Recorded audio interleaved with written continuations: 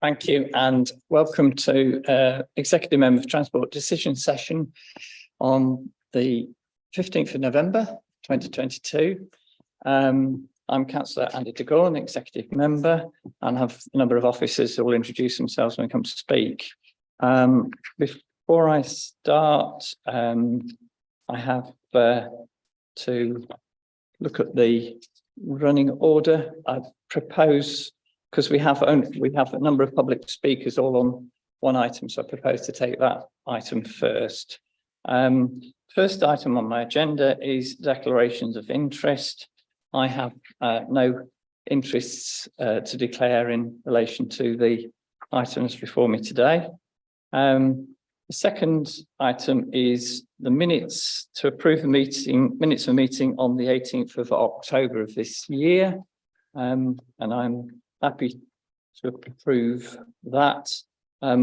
Just note from information, there was doesn't change the minutes, but there's reference in the paragraph 33 to the draft active travel programme that is on the agenda for the executive meeting next week. So that's 22nd of November. So that was a request from that meeting, will be carried out through the executive meeting next week. So I'm happy to sign that. Okay. So then item 3 is public participation, and I have 4 members of the public or parish council who wish to speak on the Buttacre Lane report. So the procedure, if you're not familiar, is that each come in turn to speak. You've got around about 3 minutes to address the meeting, and then we'll consider your representations when we get to that item. So first speaker I have is Matt Driver. If you'd like to take a seat at the end.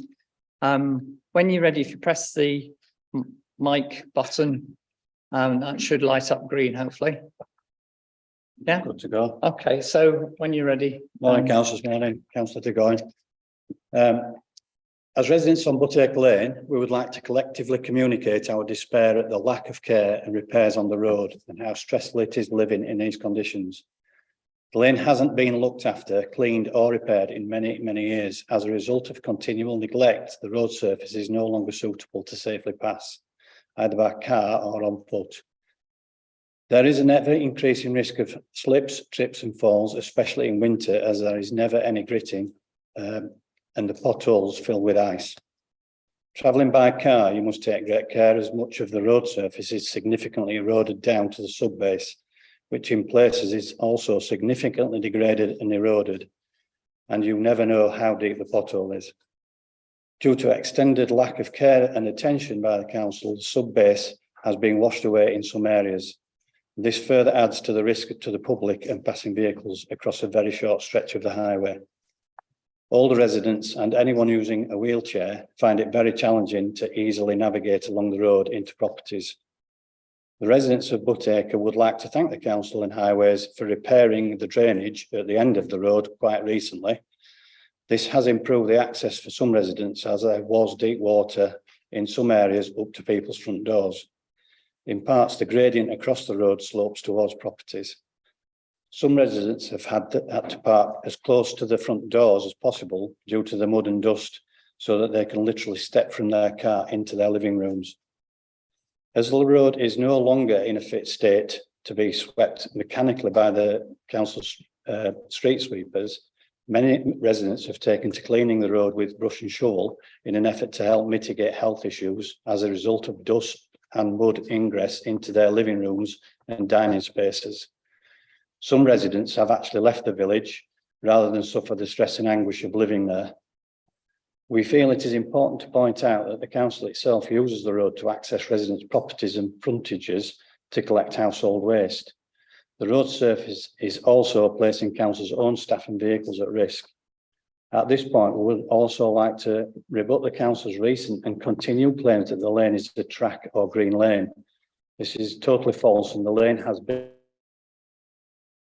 The road has tarmac along its entire length, and there are still signs of the typical road end markings and a give-way triangle as it joins the main road.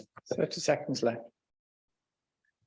This is not a green lane, but a cul-de-sac like any other, and neglecting what it is and attempting to downgrade it to a green lane is likely illegal without any consultation on the matter. Continual neglect will no doubt be a costly mistake. In our collective opinion, the road is now so bad that it's many years beyond a sticking plaster repair, and the road needs to be reinstated to a permanent and safe condition. Thank you very much. That was just 3 minutes, so consider that. Thank you. So the next speaker I have is John Henderson.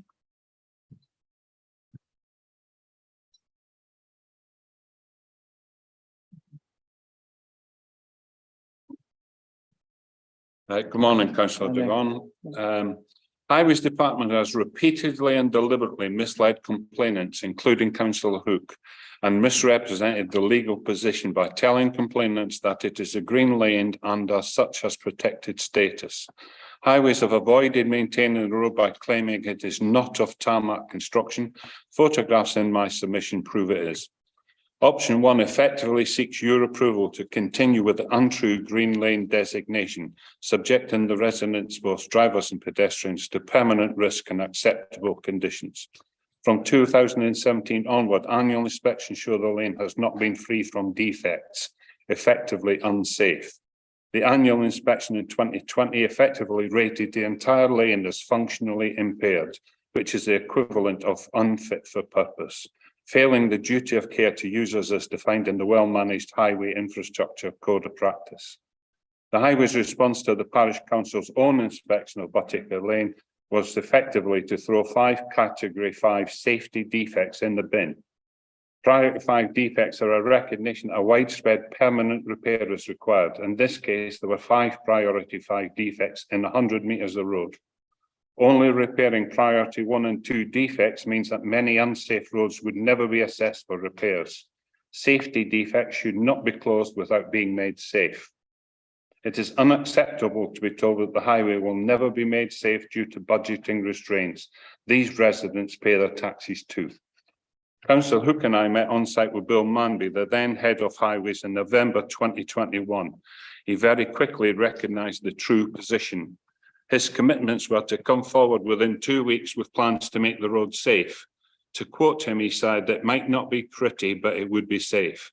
And within 4 weeks with costed proposals for the restoration of the road to highway standards within the next 2 years. Emails from James Gilchrist and Andy Davis confirmed Bill Manby had left handover notes and his commitments to Councillor Hook would be met. There is no doubt that the road is out of repair, where the surface of the highway is defective or disturbed in some way, or has become unsound or impaired by neglect or use.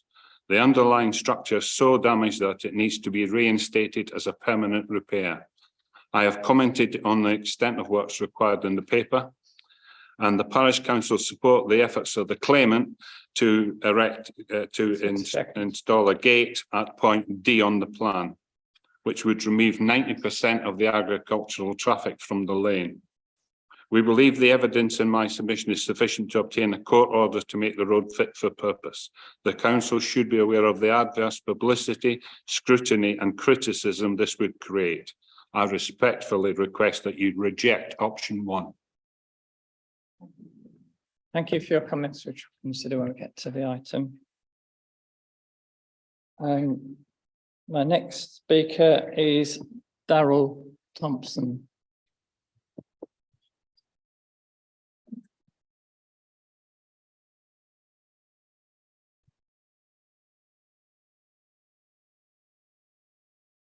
Good morning, members. I am the resident who has at present submitted the Section 56 notice, and I would like to comment that that will probably be the one of at least 12 or 13 that may follow, depending the outcome of today. I'd also like to speak to the points and comments made within the report, if you like, the council's defence, of which, if you'd be kind enough to confirm that you've received my written commentary on the back of that. That was sent direct to you, Councillor Burgoyne, so has everybody received that? So refute the fact that I don't have a right of access around the back of Buttacre Lane, or at the bottom of Buttacre Lane. But I think that's a slight distraction really from the key focus here. It's an adopted road that is unfit for purpose. It's almost untrafficable today, even wearing Wellington boots. And are the council happy to confirm their liability for damage to property, injury, or if I'm forced to do so, my vehicle? I think I put this in to try and bring a point forward to the highways, to try and gain some traction with it. We really shouldn't be using public funds to move towards litigation on either side. It is a waste. We have full backing of the remainder of the parish. We have full backing of the residents to move together as a conglomerate. But council resources and funds are limited. And I would urge us not to move in that direction. We suggested, and with Mr. Atkinson, a compromise solution which did not require a complete and utter resurface or rebuild of 500 metres, but a simple, the first 200 metres. And I think we should be moving forward on that basis really, and looking at options where we can, you know, save cash, save funds, and do the right thing for the residents. Again, to reiterate, without litigation. We have something that somebody will undoubtedly be injured or damaged to property. We have people that cannot access and exit their cars because of the size of the farm machinery that's now travelling down there. It's not one of our faults at this table that think tractors are now 3 times the size that they were when that lane was put in place. But it doesn't mean that we shouldn't be reacting to it and dealing with it accordingly. Somebody may even be injured or killed at some point. The size of the tractors that we witnessed this morning, you were talking inches of vehicles passing. And as previous council residents mentioned earlier there, that they're having to park literally against their houses on the footway. 30 seconds. So I think in summary, let's work together. Thank you. Thank you for your comments. Yeah. Just because Mr. Thompson and Mr. Henderson had made the representations, we have received your written representations as well, just to confirm. So the last speaker I have is Councillor Anne Hook as the ward councillor.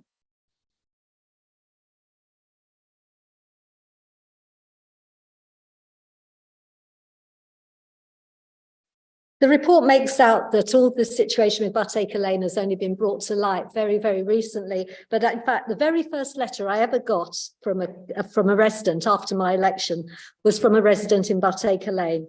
So I promptly went out there, saw it with my him, and realised that it really was a terrible road. You could see the mud, you could see the potholes. And you know that when it's dry, then you get dust because the mud converts to dust. So I reported it when I got back. And so a report went in on the 16th of May, 2019. I was told it was a green lane. And I said, well, it can't be a green lane because there's houses here. It's tarmacked. It's got drains. It's a proper road. It's just not being maintained. And I suspect that the information got lost when City of York was created, and lots of documents, because I know from Poppleton, a lot of documents didn't make their way from Harrogate. I suspect documents about Buttacre Lane didn't make their way from Selby, and that's why officers have been under the illusion it's a green lane. But as soon as they come out, like Bill Manby did, they see, oh yes, it's not a green lane. But we had to wait till last year, November 2021, before anyone came out to see it. And in the meantime, one of the parish councillors even produced a video of it, and you could see him walking along the road in the mud and the gloopy mud and everything, and then a DPD van went past and you could just see it was just absolutely horrible because it splashed, and it was an awful video. So I could find that for you and show that to you again.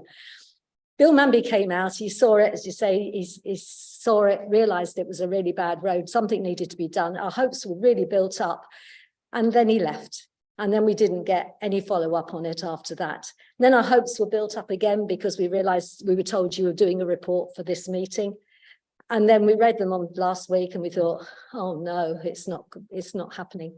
And so that's why me and the residents and the parish council are all just so very disappointed. And on a day like today, Buttacre Lane will be at its very worst. So you know, if you want to come, I'll take you there if you like and show you the far reaches of my ward, because it needs seeing really to be appreciated. Okay, thank you. Thank you for your comments. So that concludes the public speakers. So I now move on to consider that item, which is item 5 of Buttacre Lane. So then a few officers obviously hopefully can respond to the comments you've heard, but also the report. Yeah, so I think first of all, I don't think the fact it's adopted highway is in dispute. That is line 1 of the report, makes clear that it's an adopted road, and as such inspections take place.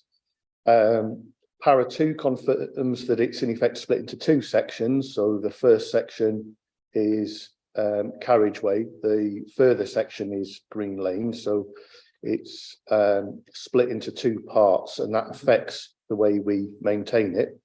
So like every adopted highway in the city, we have both a reactive maintenance programme, which is one where it's inspected and pothole repairs are made.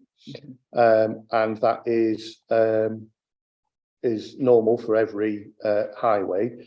The maintenance that highway receives depends on the type of traffic we are likely to see on that bit of highway. So perhaps unsurprisingly, the best maintained piece of road that the council has is probably the outer ring road. That's where speeds are fastest, and some of the worst bits are where we reasonably only expect farm traffic to be at.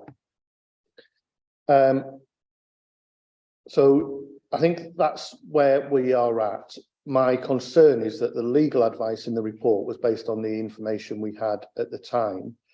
The representations talk about a second section 56 of the Highways Act notice. I checked yesterday when I received this with both legal, with highway colleagues, and that had not been received. The advice from the monitoring officer was that this item should be deferred on the basis that we needed to see that second section 56 notice before, to ensure the legal advice you got was correct. So I think it would probably help if we saw that second section 56 notice, if indeed it does exist. So on that basis, the monitoring officer's advice is to defer. What that doesn't change is the situation that will continue at the moment, which is that the highways inspectors will continue to inspect it in terms of pothole repair and reactionary repair. The investment programme in resurfacing whole highways is made in April each year for the city and is based on the executive's adopted document of which roads will be invested in terms of that. I am assured that the Buttacre Lane in that first section is in that assessment. It's just not in our funded element of the programme at the moment. At some point it will get there into a funded element, but at the moment it's not.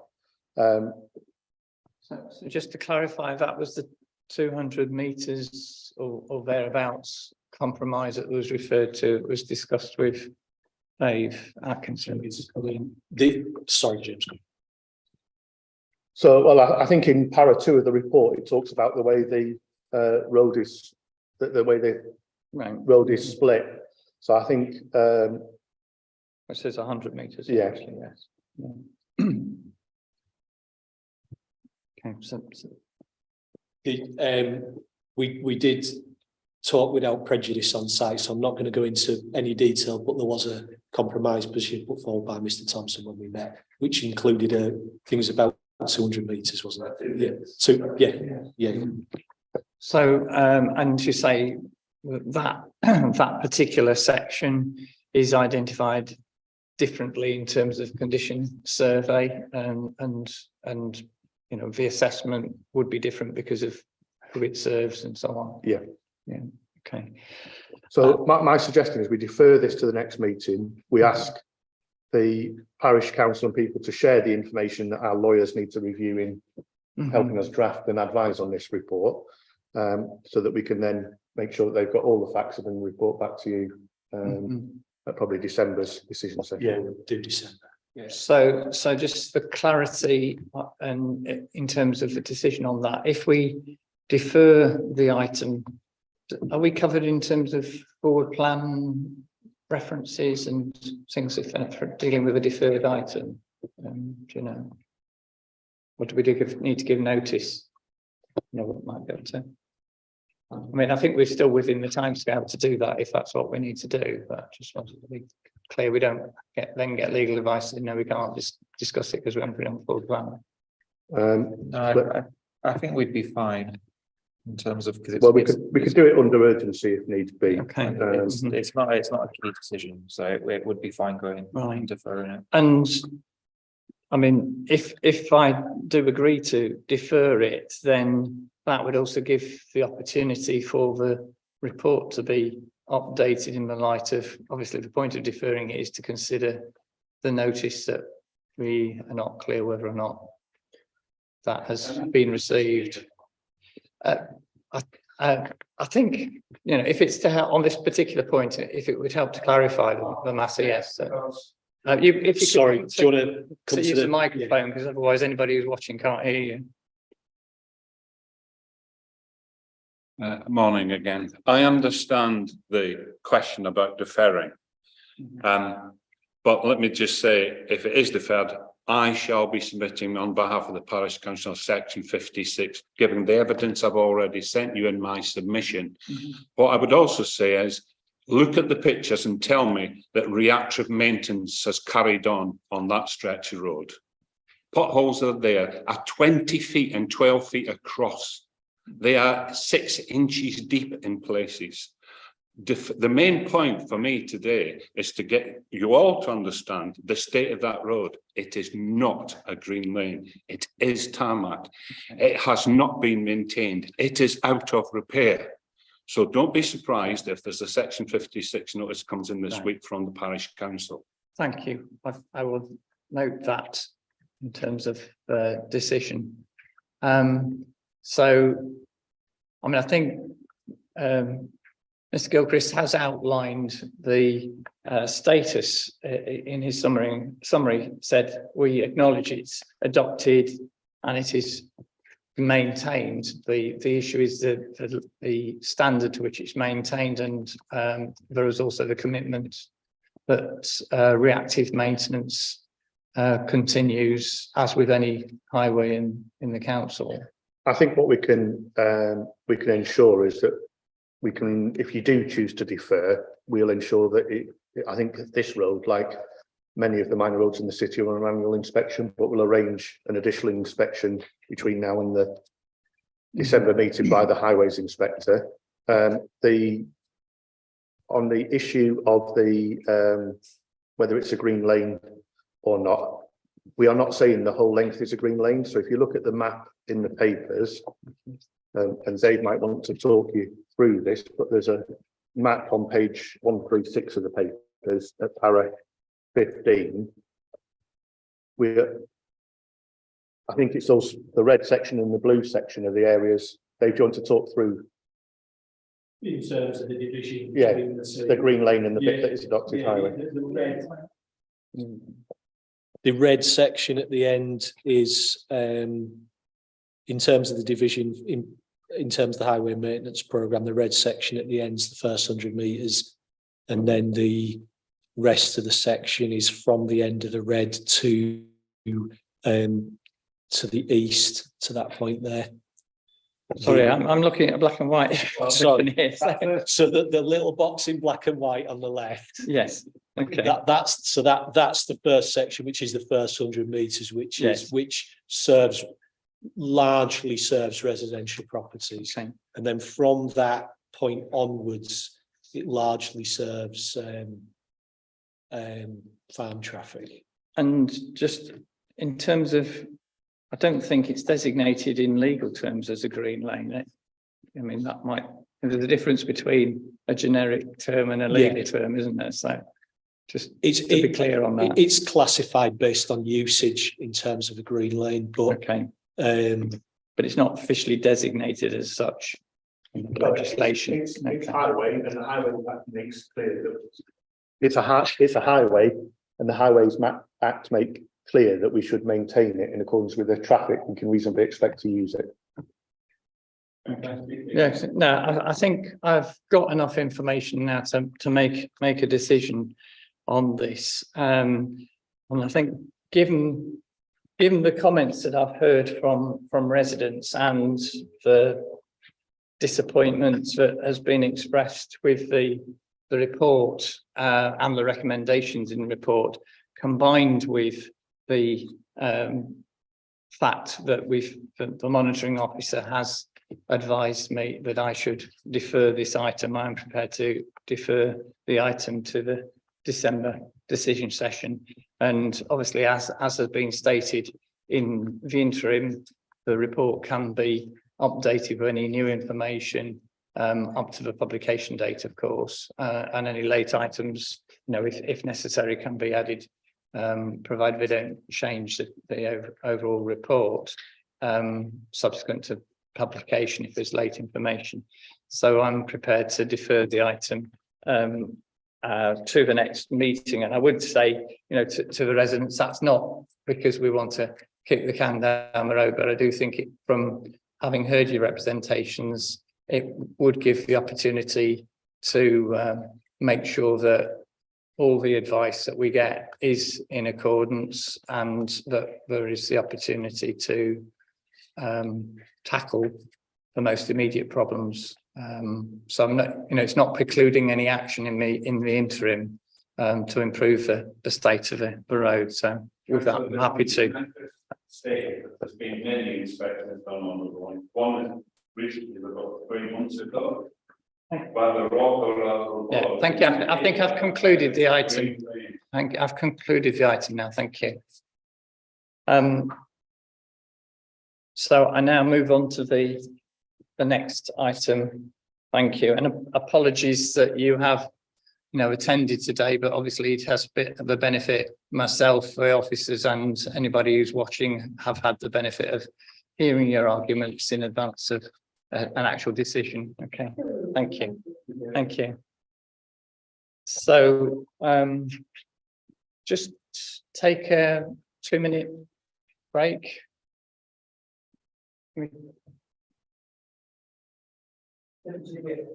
Yes.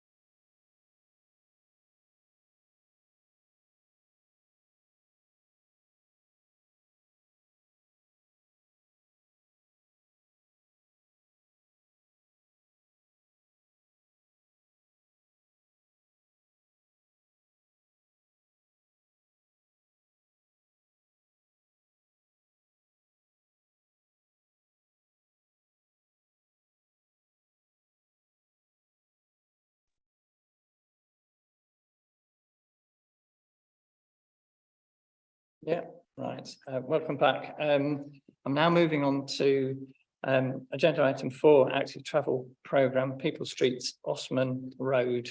And this is an item which we have discussed previously, but I think we were looking at how to best to progress it, and this report suggests a way forward. So I don't know who wants to join. Mr. Wood, wish to introduce. Good morning, councillor. Yes, this is a scheme on the active travel programme, which aims to improve the amenity and safety of cycling and walking on Ostman Road. The current issues that are present include parking outside the schools during peak times when parents are dropping off kids, and it presents an uninviting environment for people that might want to walk or cycle instead. There's previously been a trial by Sustrans to implement temporary build-outs to discourage this parking, to see if that would improve the environment and encourage more people to walk. And it's on the back of that trial that this scheme was created. We've completed the feasibility stage of this scheme now, and we have some worked up proposals that we believe we're ready to take forward to detailed design. So the decision that we're asking for in this session is to support the proposed option 1, and take that forward to detailed design so that it could be a shelf-ready scheme. There is currently insufficient funding to actually build this scheme on the ground, but by progressing through the next stages and creating a shelf-ready scheme, we think that will greatly increase the chances of receiving future funding. We think we're more likely to receive funding if our proposals are well progressed, well worked up and fully costed. There are 3 options that have been explored through feasibility, but fundamentally they're all very, very similar. We're proposing to go ahead with the first of those 3 options, which does achieve all of the objectives we're trying to achieve through this scheme, and it is also the most cost effective. So again, will increase the chances of actually being successful at the next funding round. We've undertaken a thorough consultation with locals. Would you like me to briefly describe the components of the scheme and the outcome of the consultation, or is that? Yes. If there's some, yes, if there's some context, certainly I would say that this was, as you say, it's part of the active travel fund schemes, and I think this was in the original first list of proposals we put forward back in 2020. So the progression has been not as fast as we would like, but nevertheless we have had a number of other issues, including COVID, to respond to. But it is what I would hope when we get to the point of securing funding for this, it would be the first of a series of innovations outside schools to make walking, cycling safer and more attractive. And the reason, as you've referred to, the reason this one was identified in particular was because we were aware that through the iTravel programme, Sustrans had done work with the 2 schools in the area previously.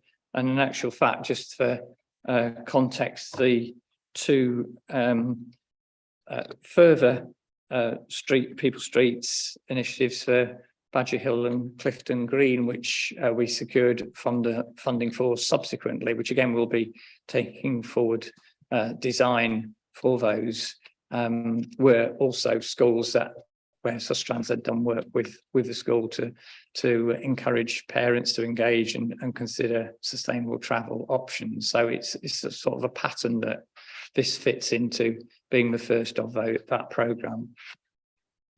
Yeah, that's absolutely right. This is the first of 3 similar schemes to deal with those issues outside schools. Because we started this one first, this scheme is the most furthest progressed, and the lessons that we're learning from this work have certainly been incorporated into those other 2 schemes.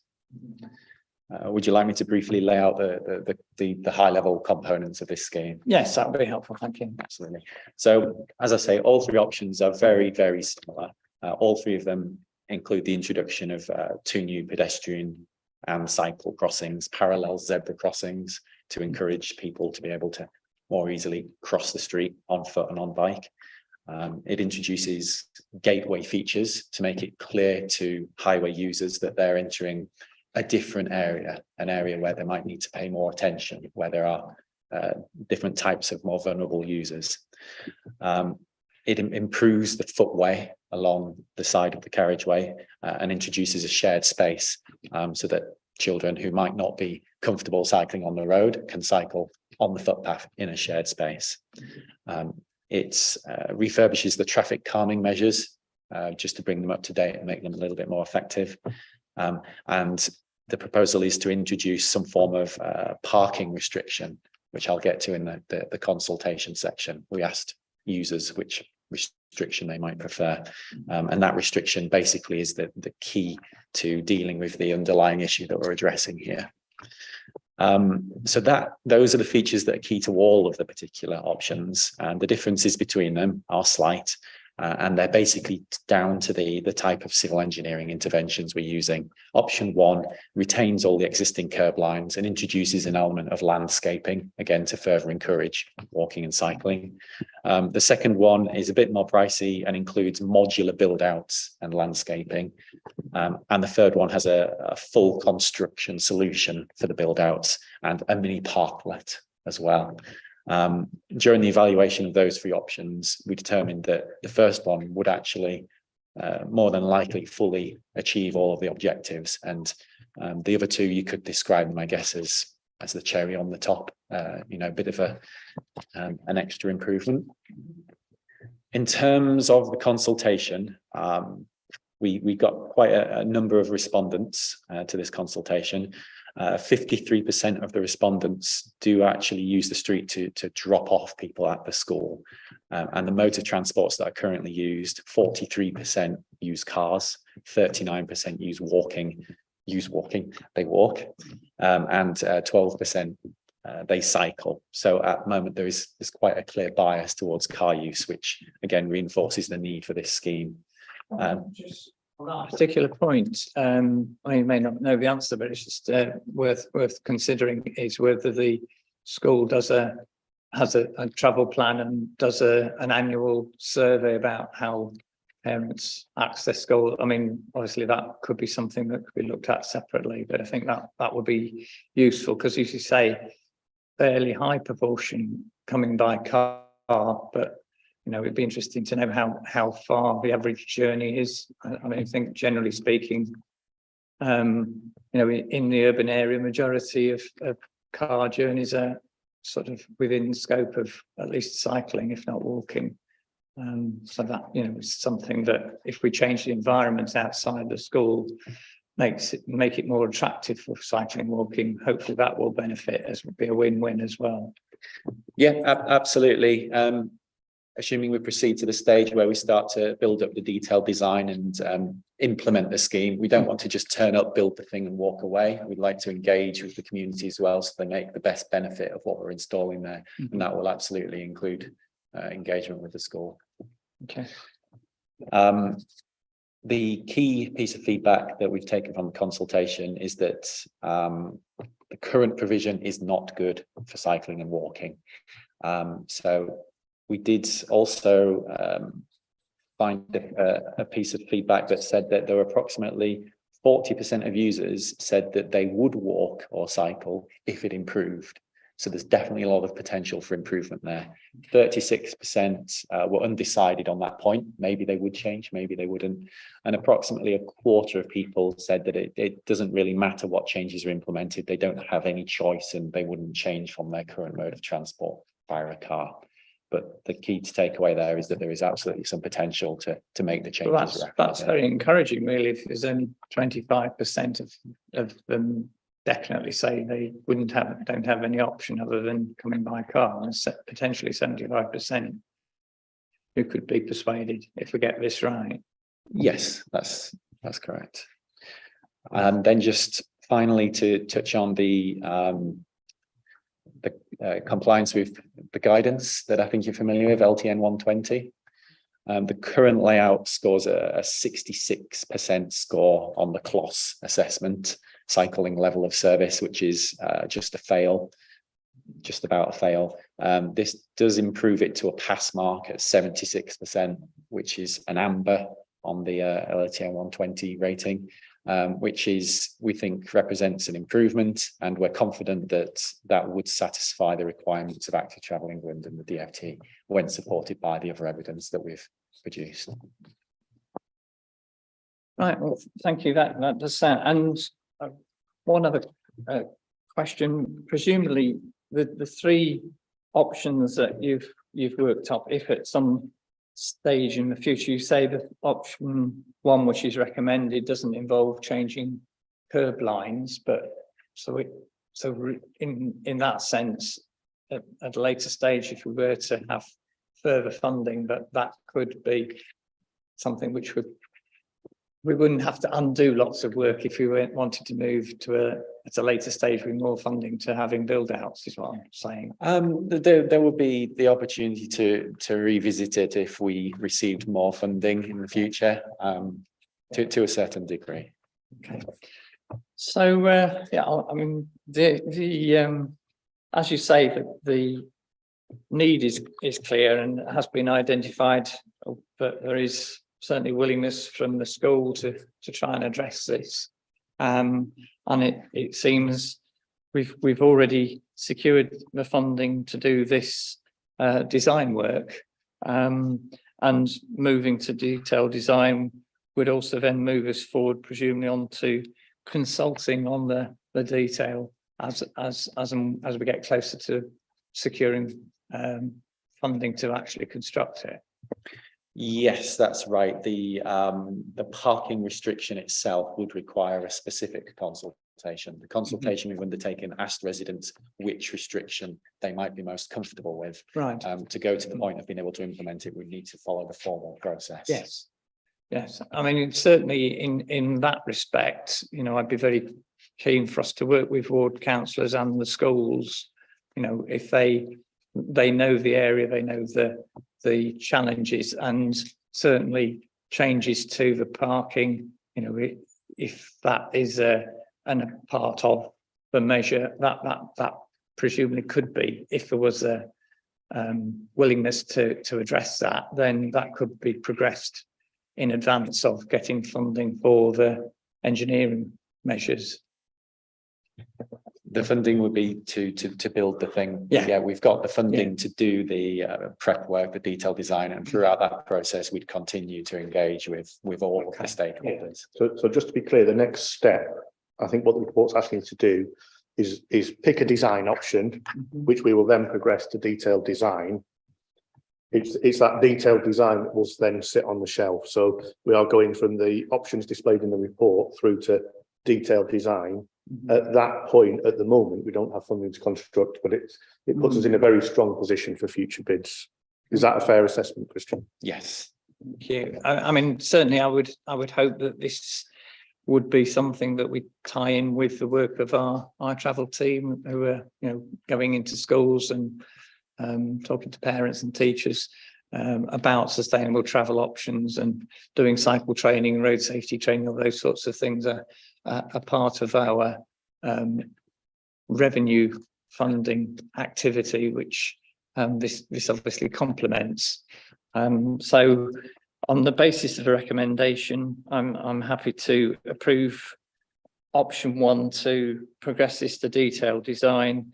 I think just the broader picture, we'll be discussing this in more detail next week with the Active Travel Fund funding and programme, but moving things closer to being ready to implement does position us more strongly to secure that funding. And as you've said, you know, if you're looking at the things like the LTM 120 assessment, the safety record, and the other aspects are all helping us to identify projects which we can then take forward to construction as we progress and further funding becomes available.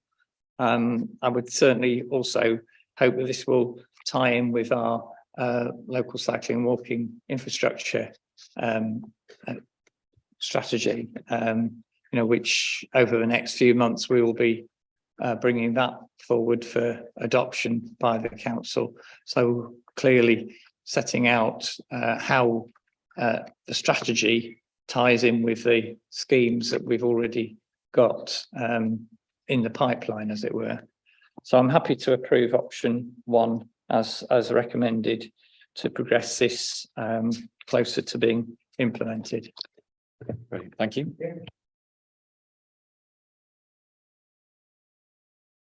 Thank you. That concludes that item.